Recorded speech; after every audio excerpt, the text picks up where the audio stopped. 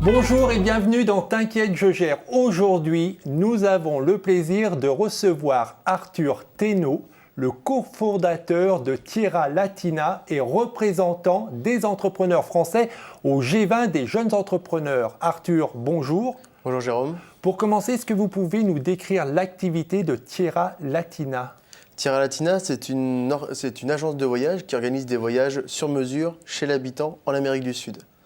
L'idée, c'est d'avoir à la fois une découverte de la population, des paysages et de la culture de la plupart des pays d'Amérique du Sud avec lesquels nous travaillons. Aujourd'hui, où en est votre activité ? Tierra Latina a été fondée il y a 5 ans. Donc on est sur 5 ans d'expérience voyageur pour toutes les personnes qui nous font confiance. Et on a fêté notre 1000e voyageur en août 2018. On a fait voyager 700 personnes sur l'année 2018. Donc on est en pleine croissance. On sait que l'anniversaire des 5 ans est important. Pour vous, pour l'instant, ça se passe bien et une croissance régulière qui va se confirmer dans les années à venir ? Je l'espère. C'est vrai qu'on dit souvent qu'il y a le palier des 3 ans, des 5 ans, des 7 ans. L'étape des 5 ans pour nous va se fêter avec une nouvelle embauche, une 4e embauche, un chiffre d'affaires en croissance. Donc on espère atteindre les sommets pour 2019. Je le disais dans le sommaire, vous avez été représentant de la France au G20 des jeunes entrepreneurs. C'est quoi ce G20 des jeunes entrepreneurs ? Alors on a été représentant du G20 des jeunes entrepreneurs à Buenos Aires.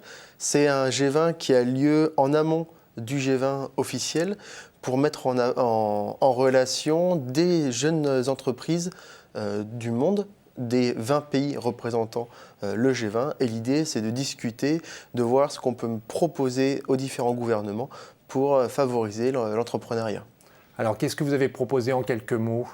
En quelques mots, on a essayé de mettre en avant une unité mondiale pour faciliter le libre-échange, que ce soit au niveau international ou européen, de mettre en avant l'entrepreneuriat au sein de l'éducation, que ce soit au lycée ou dans les études supérieures, de favoriser une unité fiscale, de mettre en avant une répartition plus facile des bénéfices et de la croissance au sein des entreprises. Alors justement, qu'est-ce que l'entrepreneuriat peut apporter aux jeunes et qu'est-ce que peut-être l'entrepreneuriat vous a apporté ?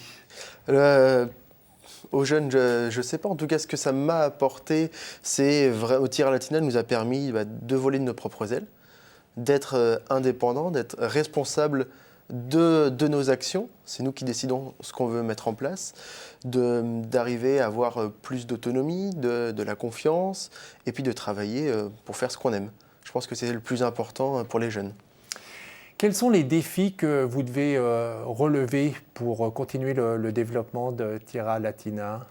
Il y en a beaucoup. Ouais. Il y en a beaucoup. Être toujours aussi productif et content d'aller au travail, parce que ça engendre un bonheur au niveau de notre équipe et je pense que ça se ressent avec nos voyageurs. On a le défi de visibilité, gagner en visibilité pour faire voyager plus de personnes, tout en ayant un niveau de qualité de voyage à maintenir. Un défi économique.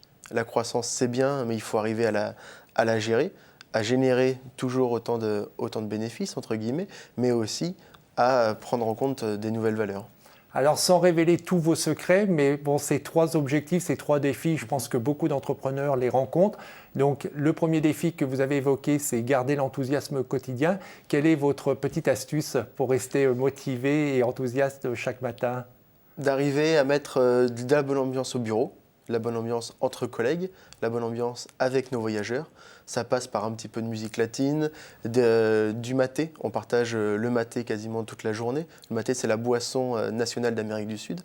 On met aussi pas mal d'actions en dehors des heures de travail pour fédérer autour de Tierra Latina.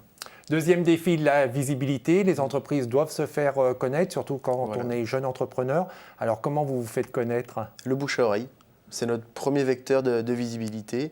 Les réseaux sociaux. Je vous invite à suivre Tierra Latina sur les différents réseaux sociaux, mais aussi la presse. C'est ce qui nous permet de grossir. Et pour terminer, le défi économique. Donc là aussi, pour répondre à vos objectifs, comment vous allez faire? Quels sont vos leviers?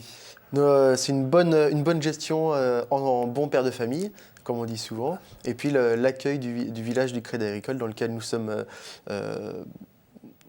installés nous permet de développer cette partie économique. Alors c'est vrai que cet établissement bancaire est installé dans différentes villes, des genres de pépinières Voilà, où des des entreprises sont accueillies. Et alors quel accompagnement vous bénéficiez de leur part?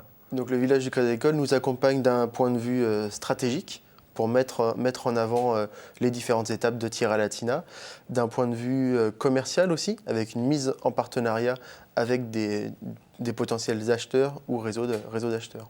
Pour terminer, est-ce que, à la lumière de vos 5 ans d'expérience d'entrepreneur, vous auriez un conseil à donner à des jeunes qui souhaitent se lancer sur le chemin de l'entrepreneuriat? 5 ans, c'est peu, mais ça nous a permis d'arriver où on est, en ayant quelques échecs. Et je pense qu'il ne faut pas que l'échec soit un frein, mais plutôt un nouveau palier pour pousser à réussir et aller plus loin.